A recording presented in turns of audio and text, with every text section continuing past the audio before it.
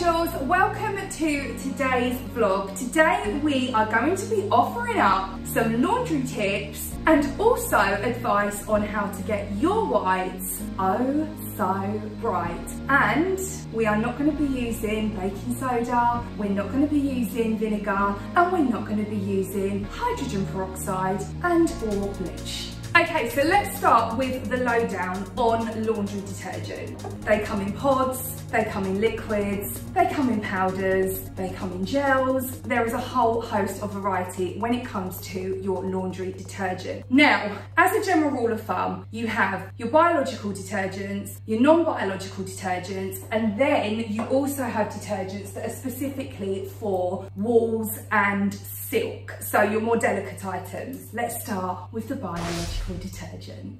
Biological detergents contain enzymes. These enzymes are ideal at fighting tough stains. So if you've got blood on your clothing or even a pasta sauce of some description, these are going to tackle it very, very well. So if you do have lots of clothes that generally get quite stained, that is going to be a really good option for you, a biological detergent. However, biological detergents are not so great on delicate skin. They're not great at all, actually. You need to kind of remove them. I know this because my son suffers from eczema and his skin is far better with a non-bio detergent than a biological detergent. How do I combat this though? If there are stains on his clothes, I go in with a biological detergent first to remove the stain, so I pre-treat it with a biological. I thoroughly make sure that once it's lifted that stain out, that I rinse it off and then I run it through the wash with a non-bio. So I know it's a bit of back and forth, but that is a really good option for you if you have someone in your home with sensitive skin. Non-biological detergents do not contain the enzymes that a biological detergent contains. So while they will still wash and clean your clothes, if you've got heavily soiled or heavily stained clothes, as a general rule of thumb, you often need to up the temperature slightly with a non-bio. So generally, if you're washing on a cooler setting with a non-bio, particularly if you've got a tough stain, the chances are it's not going to remove it. Let's now move on to our wool and silk. So this one here, delicate items. If you don't want to use fabric softener on your clothes, but you still want that nice softness, may I please take the moment now to encourage you, switch out your other detergents for a delicate detergent. This will be a non-bio, it won't be a biological detergent. So naturally, again, going back to the stain situation, you've kind of got to pick your poison, or you need to have a backup biological detergent that you can pre-treat the stains with first, thoroughly rinse them. While we're on the subject of stains as well, I'm just gonna throw in there to you guys, if you do find that you get a stain on your clothing, grab yourself a bucket and place the item of clothing in some water. This is going to stop the stain from drying. As soon as that stain dries out, it becomes so much more difficult to treat and get rid of. So place it in some water and leave it there until you're ready to launder it. Back to our delicate. Use that instead, and then you can switch out the fabric softener. You don't need to use fabric softener if you are using the delicate detergent. The reason for this is it will soften your clothes sufficiently. Now, let's move on to fabric softener. The job of the fabric softener is to soften our clothes.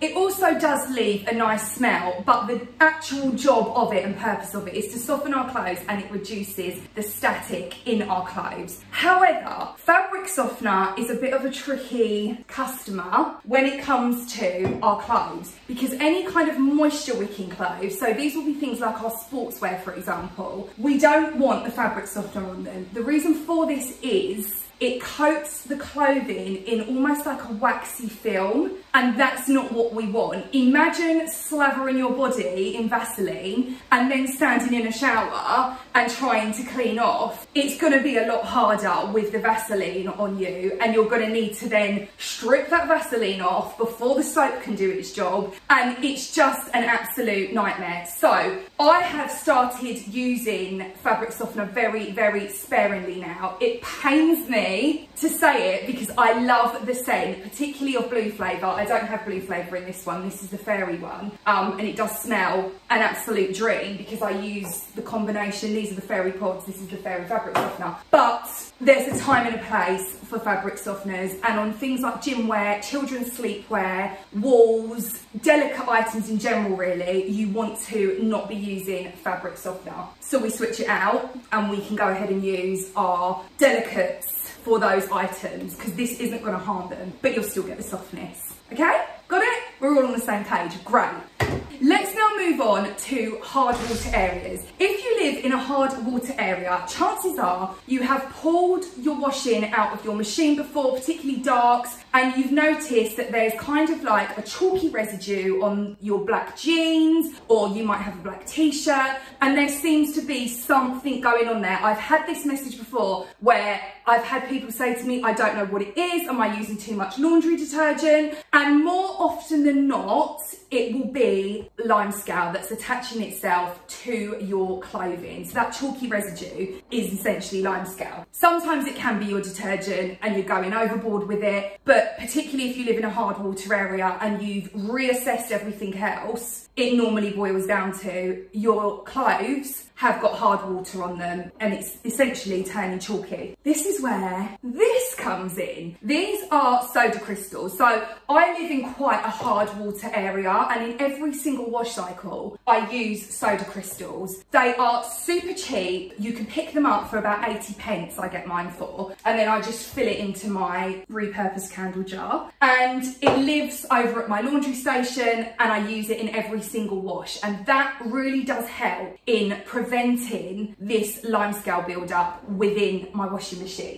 Before I move on to the hero of the hour, I'm just going to go through with you guys some things that you should be doing when it comes to your laundry, just to make sure that there is no damage to the rest of your clothes. So let's start with jeans. When it comes to jeans, the teeth on the zipper here can easily get caught against a t-shirt or another item within your washing machine. As it's spinning round, that spinning motion can tug at the other fibres that it's attached itself to. Thus, if you are pulling your clothes out of your washing machine with tiny little holes, this is something again that I have regularly consulted on with other people because I'm a cleaning consultant, it's my job. It's normally based on the zipper. It's the zipper that's catching to the clothes, it's pulling, and then you're getting tiny little holes. Some people will go, have I got a moth problem? You know, are mice coming in and nibbling through my clothes? It's not. And more often than not, it is the zipper that's the culprit. So with jeans, before we wash them, you want to make sure you are zipping the zipper up, like so. And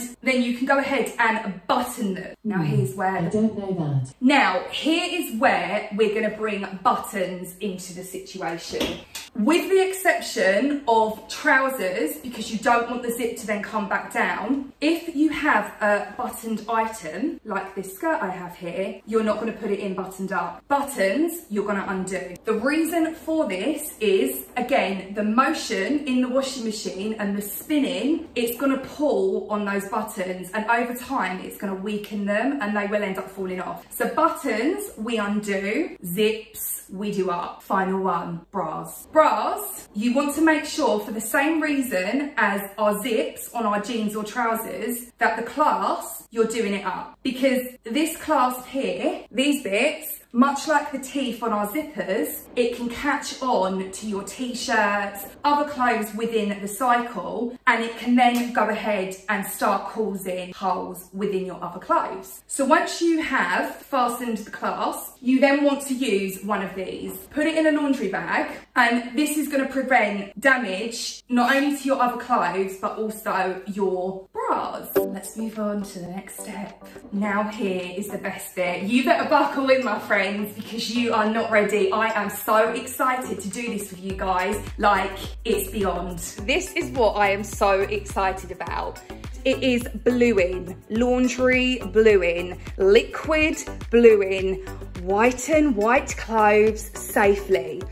So here's the deal with Blue In. When you buy an item from the store, it has that bright white look to it. More often than not, this is because the manufacturer, before it's been placed into the stores, it's either gone through a bleaching process or it's gone through a bluing process, either or. So over time, our bed sheets, our whites, they become dingy. The reason for this is multiple things, but the more you wash them, if they have gone through a bluing process, which makes them ultra bright, it's a load of trickery, really. They give the illusion. It's all an illusion, darling, because the blue essentially makes the white look brighter. Blue white is the brightest white. Are we with each other? Do we get it? Are we on the same page? Okay, good. So as you wash your items, the blue that was originally in them, it's not a permanent fix. It washes away. Combine that with the fact that our whites, they're going to get dirty, they're going to get grubby, they can sometimes naturally, because of the fibres, start to go slightly yellow, or they can go slightly grey. What's the solution? Now, Blue In should not be confused with removing a stain. This isn't a stain remover, this is to brighten a white. So if you do have stains on your clothes, you're gonna wanna treat them first. Once all stains are removed from the item, we're then gonna blue them. The bluing that I am using today, you can get different brands, but I am using the Mrs. Stewart's liquid bluing. You can get them in blocks as well. They are really old in terms of this process. Like, this isn't a new thing. This is like a very old thing. And so it's the Mrs. Stewart's I'm using. I got this in the UK off of Amazon. £17.99 for the 2 bottles. You only need the tiniest amount. So these 2 bottles, they could last you easily a year, if not longer. So you need the tiniest amount. When we make it up, we are going to be using a glass jug. So go and grab a glass jug if you are following along this tutorial, because if you use these on plastic, it's just going to discolour your plastic. Glass jug only, and then we're going to be using literally the tiniest amount, and I will show you how bright my whites end up.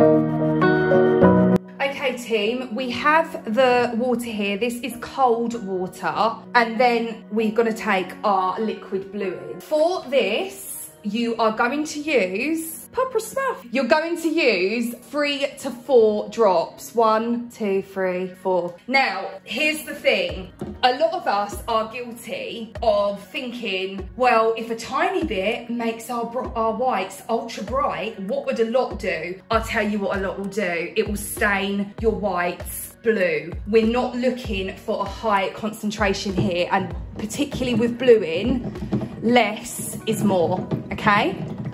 So that is what it looks like now. The items we are going to be bluing today are these towels. Now, they're not really awful in terms of their whiteness, but over time, these do get a bit dingy, and that is why it is nice to use the liquid bluing. So we're gonna be doing this with the towels. A good thing to add here is, unless the item you bought from the store was white at the time, the liquid bluing will enhance some types of colours. So let's say you had something that was like a cream, it will brighten it up slightly, but you're better using this on something that is actually bought as pure white as opposed to another colour scheme. You can also use the liquid bluing on, if you've got denim jeans, for example, that you want to bring some life back into, you can use it on those as well. It works really well.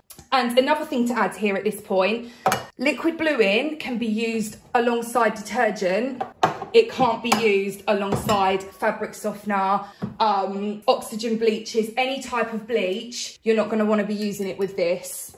Stick with this. So you can put the detergent in if it needs washing. Put the detergent in the machine alongside your towels or whatever item you are choosing to undergo the bluing process. And then this solution is going to go through my washing machine on the rinse cycle. Let's head over to the washing machine and begin the bluing process. Let's start with throwing one of our detergent pods in, and then let's put in our towels.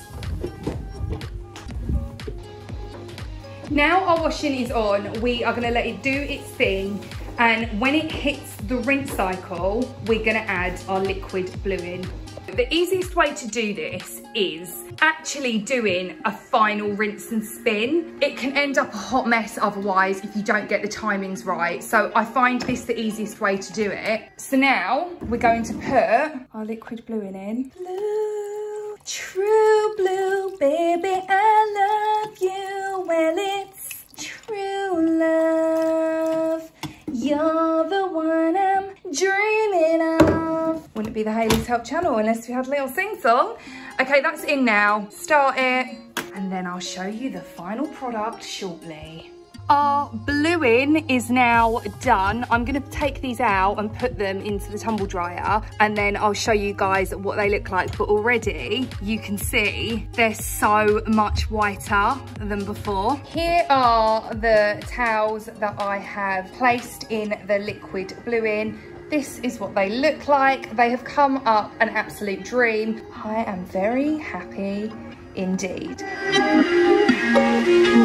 If you found this video helpful, don't forget to click the like button. If you are new here and you would like some more homemaking tips and tricks from yours truly, then go ahead and click the subscribe button. And until next time, team, as always, keep it clean.